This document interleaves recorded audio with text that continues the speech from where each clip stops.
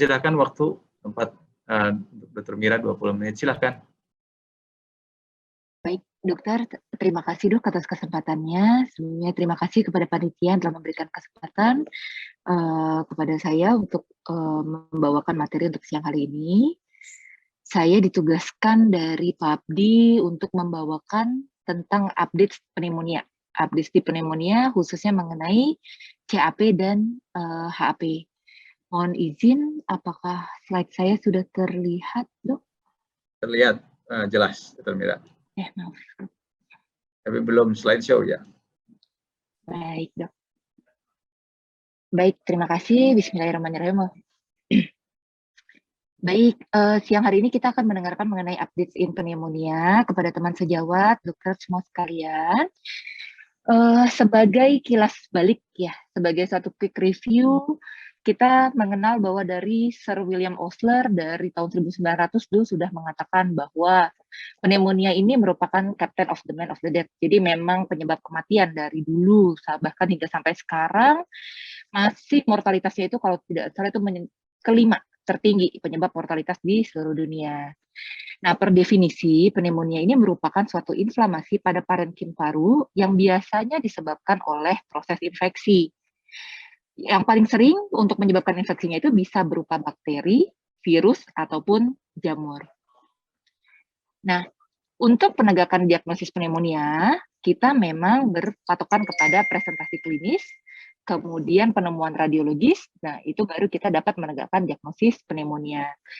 Presentasi klinisnya apa? Biasanya pasien akan mengeluhkan tanda dan gejala adanya batuk, baik itu produktif ataupun non-produktif, batuk yang tidak produktif, adanya demam, menggigil, kemudian sesak napas, kemudian adanya nyeri pleuritik, nyeri pada saat menarik napas ataupun batuk.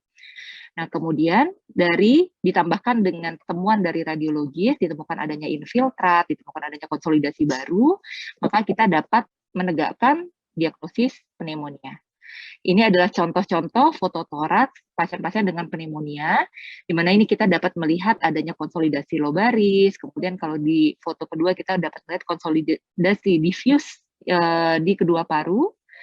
Ya, begitu juga ini contoh foto toraks ketiga di mana kita bisa melihat adanya konsolidasi di berbagai lobus yang dia lebih scattered ya. Nah, temuan secara klinis dan kemudian radiologis ini, keduanya, jika kita temukan keduanya, baru kita dapat menegakkan diagnosis pneumonia. Ya, tadi sudah saya sebutkan bahwa mortalitas karena pneumonia itu merupakan penyebab kelima tertinggi di seluruh dunia sebagai penyebab mortalitas, dan memang akhir-akhir ini ada peningkatan mortalitas khususnya pada usia geriatri. Ya, jadi angka rawat inap dan angka kematian itu 20% lebih tinggi pada geriatri. Oke. Nah, jadi apa yang baru nih untuk pneumonia, untuk infeksi paru? Kita lihat untuk pneumonia saat ini kita masih berpegang kepada ITSA ATS ya dari American Thoracic Society. Memang banyak sekali guidelines yang di-develop di seluruh dunia. Salah satunya ya ITSA ATS ini, kemudian ada lagi dari British Thoracic Society. Tapi mostly kita berpedoman kepada ATS. Kita lihat bahwa ATS ini membutuhkan waktu cukup lama untuk mengupdate pedoman mengenai pneumonia. Jadi untuk pneumonia komunitas dari tahun 2007, dia baru mengupdate di tahun 2019, jadi butuh 12 tahun ya.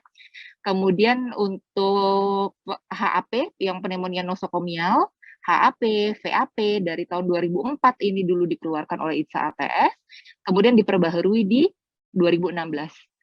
Jadi 12 tahun belum ada update apa-apa mengenai pneumonia, jadi kita lihat apa kira-kira yang baru dari ITSA ATS ini yang baik dari 2016 untuk pneumonia nosokomial, untuk HAP dan VAP, dan kemudian untuk pneumonia komunitas. Baik. Nah, pertama yang baru adalah dari sisi klasifikasi. Jadi selama 12 tahun ini dari 2004 sampai 2019 ya tadi, sampai 2016 mungkin, ini kita mengetahui adanya istilah mungkin pneumonia komunitas, ada juga healthcare associated pneumonia, kemudian ada HAP dan VAP. Namun, di tahun 2016 yang saat dikeluarkan pneumonia nosokomial, maka istilah HCAP itu sudah tidak digunakan lagi. Jadi hanya 3. Jadi CAP untuk pneumonia yang didapatkan di komunitas, kemudian hospital acquired pneumonia, dan ventilator associated pneumonia. Untuk hospital acquired pneumonia, dulu kita juga mengenal klasifikasi early onset untuk pneumonia yang terjadi di rumah sakit dalam kurun waktu kurang dari 5 hari, dan late onset kalau pneumonia nosokomialnya itu terjadi lebih dari 5 hari, sudah tidak digunakan lagi secara klasifikasi di update yang baru. Ya, jadi untuk HAP saat ini pembagiannya itu ada 3, yaitu dilihat dari sisi mortalitas dan dilihat dari faktor risiko terhadap patogen khususnya MRSA. Jadi untuk HAP dibagi 3, untuk pedoman yang baru.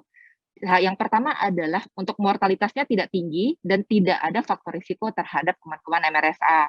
Kemudian yang kedua, mortalitas tidak tinggi tapi dengan faktor risiko terhadap MRSA. Dan kemudian untuk kelompok yang ketiga, mortalitas tinggi dan atau mendapatkan antibiotik intravena dalam 90 hari terakhir. Ini adalah klasifikasi yang terbaru dari ITSA-ATS 2016 yang pada akhirnya akan mempengaruhi pilihan antibiotik kita pada pasien-pasien kita nantinya. Ya. Nah, kemudian apa yang baru lagi dari pedoman yang diterbitkan oleh ITSA-ATS ini? Nah, dalam suatu tata laksana pneumonia, maka kita memang yang pertama adalah kita memang harus menstratifikasi risiko ya.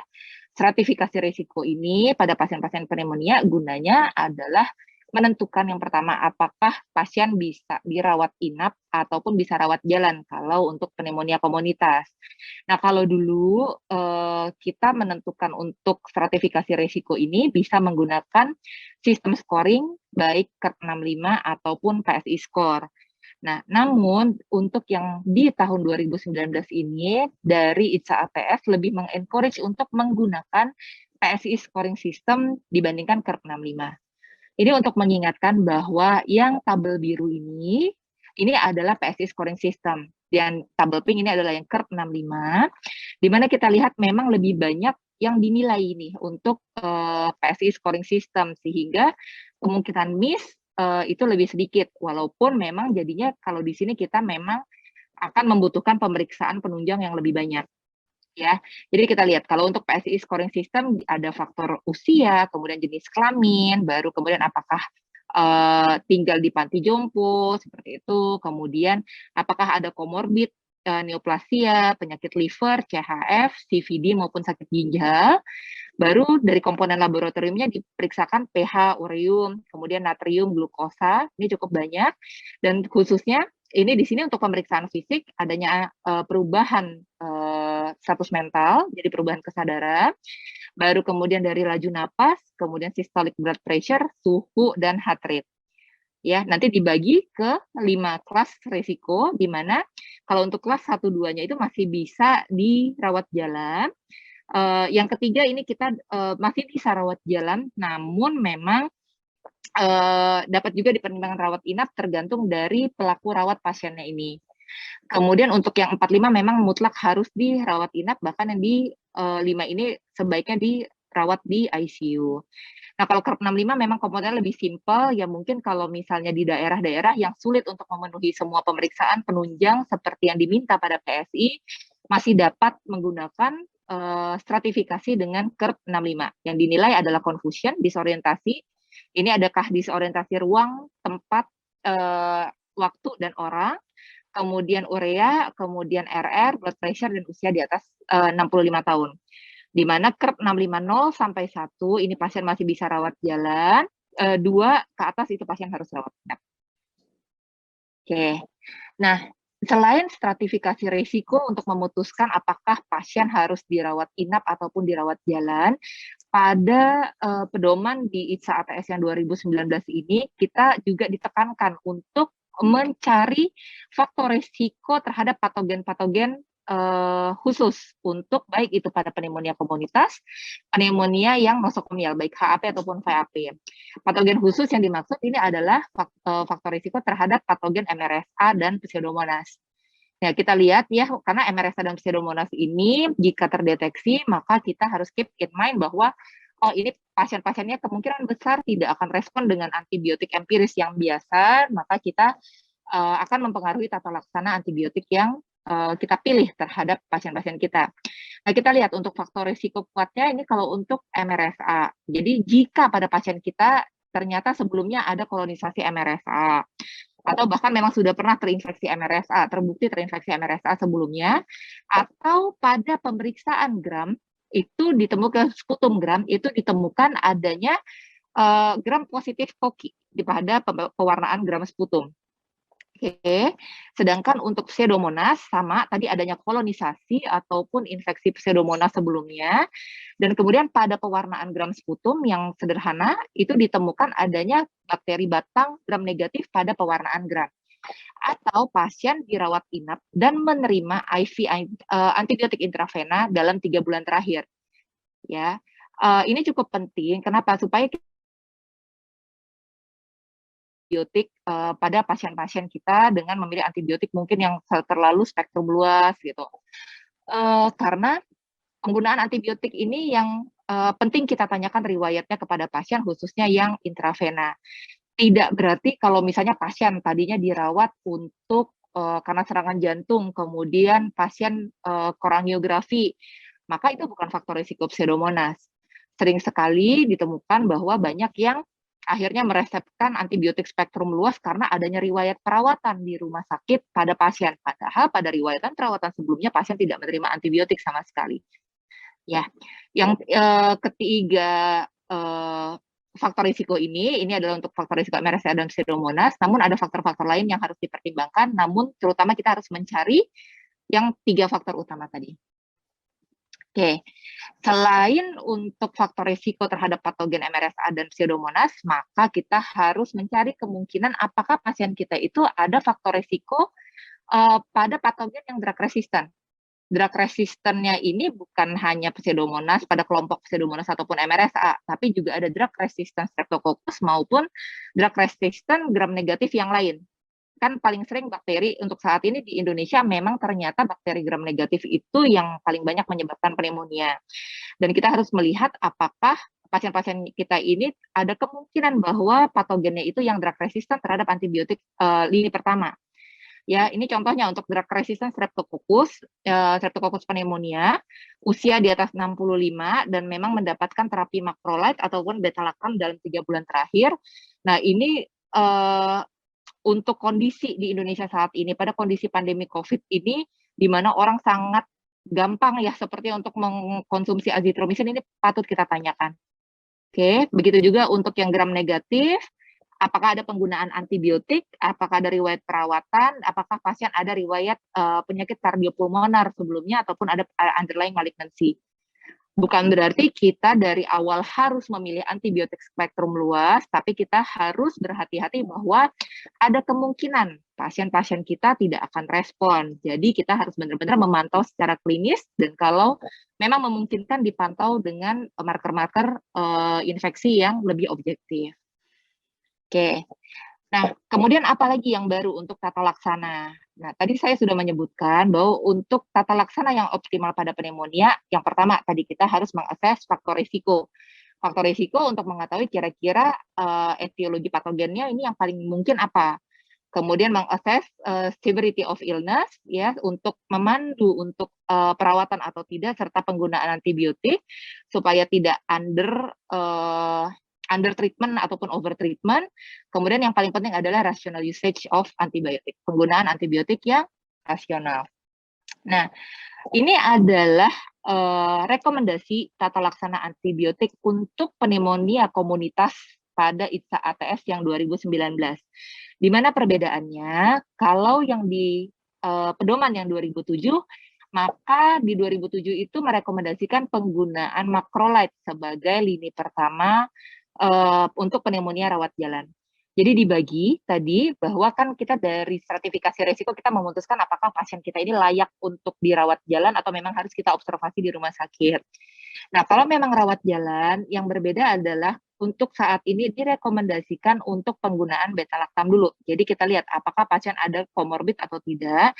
Jika tidak ada komorbiditas ataupun faktor risiko terhadap MRSA ataupun Pseudomonas tadi, maka lebih di-prefer untuk pemilihannya amoxicillin atau doxycycline.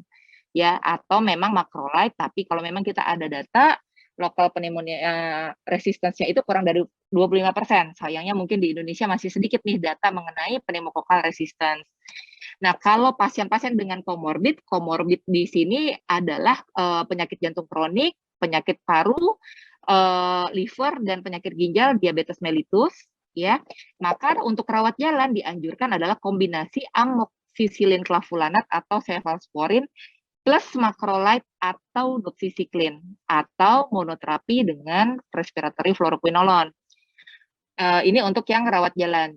Jadi bukan macrolide lagi lini pertamanya kalau untuk yang direkomendasikan dari ICSA ATS 2019 ini.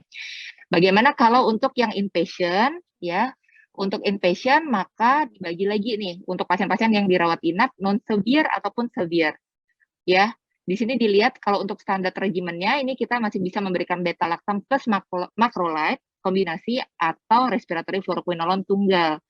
Nah, yang berbeda kalau untuk yang ICSA ATS 2019 ini untuk yang severe inpatient pneumonia ya, memang masih dapat diberikan dua-duanya beta-lactam plus macrolide atau beta-lactam plus fluoroquinolone.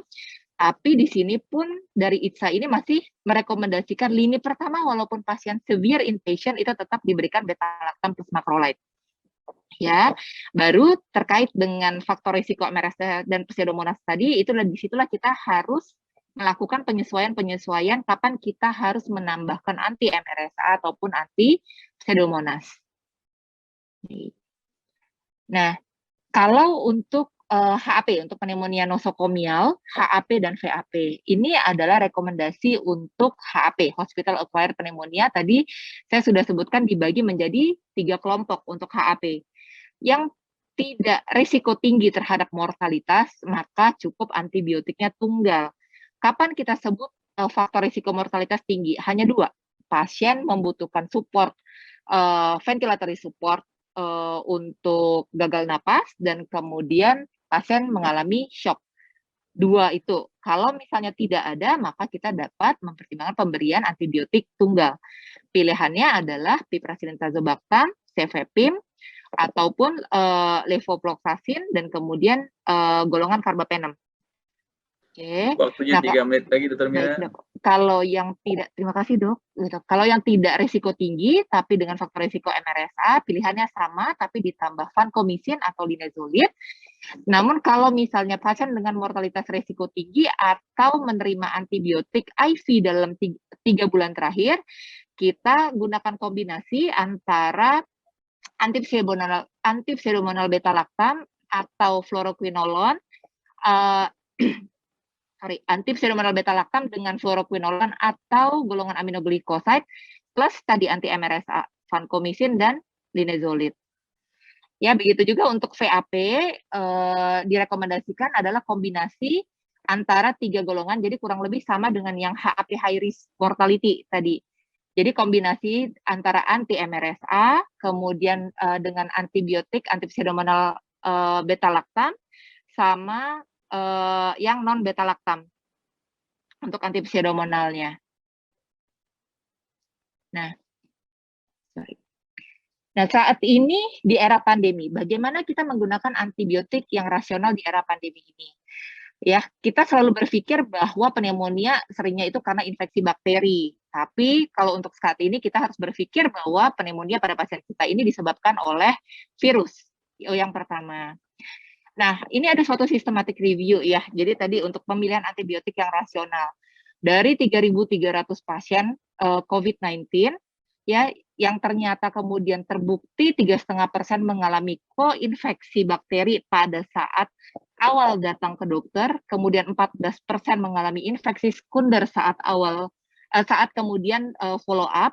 Namun ternyata di resep dari 3.300 pasien ini 70%-nya ini diresepkan antibiotik. Maka hal ini sangat dikhawatirkan untuk kedepannya akan menimbulkan akan meningkatkan kemungkinan antimikrobial resistance pada masyarakat. Ya, jadi tolong pada era COVID ini, walaupun pada pasien-pasien COVID ini jangan remehkan nih untuk prinsip-prinsip antimikrobial stewardship ya. Dengan kasus berat, kemudian kalau bisa kita gunakan biomarker procalcitonin untuk mengguiding kebutuhan antibiotik, ya. Kemudian sebaiknya kita mendapatkan data patogennya. Lalu kalau misalnya kita pada akhirnya memutuskan untuk memulai antibiotik, namun harus direevaluasi dan dihentikan secepat mungkin bila tidak ada bukti koinfeksi bakterial pada pasien-pasien kita. Ya, di sini kita lihat untuk perjalanan penyakit COVID-19, ya.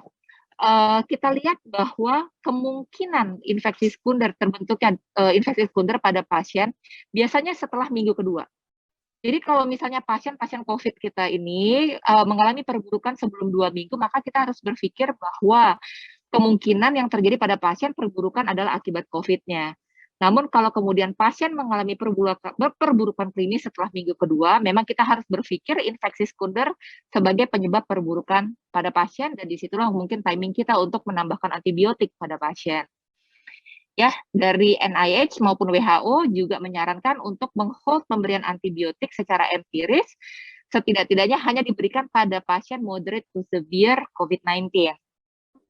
Oke, lalu untuk durasi antibiotik untuk CAP, maka yang direkomendasikan adalah pemberian antibiotik selama 5 hari, ya 5-7 hari, dan sebelum menghentikan antibiotik, maka pasien harus syaratnya adalah tidak demam dalam 48-72 jam dan tidak ada tanda-tanda ketidakstabilan secara klinis. Ya. Pasien masih boleh kita berikan durasi yang lebih panjang kalau dari secara klinis tidak perbaikan atau ada komplikasi ekstrapulmoner, contohnya efusi parapneumonik, maka itu pemberian antibiotiknya memang harus lebih panjang. Ya, kemudian walaupun dicurigai adanya koinfeksi Pseudomonas, maka pemberian antibiotiknya ini dapat dipanjangkan sampai 7 hari. Begitu juga untuk HAP dan VAP, kalau dulu direkomendasikan untuk pemberian antibiotik 8-15 hari, maka saat ini tetap saran diberikan short term gitu. Jadi 7 hari itu cukup, baik untuk HAP maupun VAP. Ya. Nah, kemudian apakah harus memeriksa PCT gitu. Jadi untuk rekomendasi kapan kita harus men-stop, kemudian kapan kita harus menaikkan, ya selain clinical kriteria untuk pneumonia, maka memang disarankan penggunaan pemeriksaan kadar procalcitonin agar tata laksana antibiotik kita lebih optimal. Ya, jadi untuk take home message-nya, pneumonia ini merupakan penyebab morbiditas dan mortalitas di seluruh dunia. Nah, kemudian klasifikasi dan approach untuk tata laksana untuk pedoman yang baru itu sedikit berbeda dari yang lama. Jadi tolong tetap mengupdate diri kita. Nah, rational usage of antibiotics itu mandatory gitu. Jadi jangan menggunakan dikit-dikit ngasih antibiotik pada pasien, dan sebaiknya kita berusaha mendevelop untuk petakuman di tempat praktek kita sehari-hari. Ya, tidak ada bukti, jadi masih kurang nih bukti mengenai koinfeksi ataupun sekunderi infeksi bakteri pada COVID-19.